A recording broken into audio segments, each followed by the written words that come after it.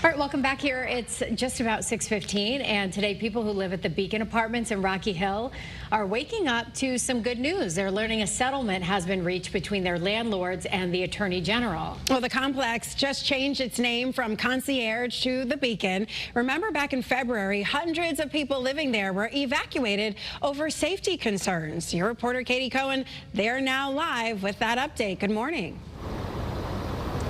Good morning. It's been a really long year for the people who live here. They've dealt with frozen pipes, elevator malfunctions, even collapsing ceilings. But this morning, the Attorney General says they don't have to worry about it happening again. A second settlement has been reached between Attorney General William Tong and JRK Property Holdings. They're the management company who run the Beacon apartment complex, formerly known as the Concierge. The settlement ensures the complex will get routine property inspections.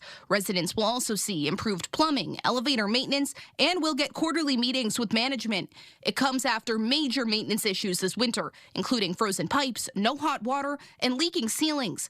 Hundreds of residents were evacuated and put in hotels. The first settlement of $5.1 million included a hotel reimbursement and waived rent for a month. Now the focus is making sure maintenance issues do not continue.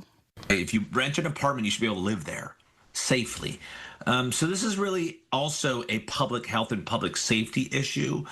And so my message to out-of-state landlords is don't make me get involved. Residents we spoke with yesterday say they still hear about some issues here at the apartment complex, like sewer leakages and elevator malfunctions, but they say things have improved since this winter. I'm your reporter live in Rocky Hill, Katie Cohen, Channel 3 Eyewitness News.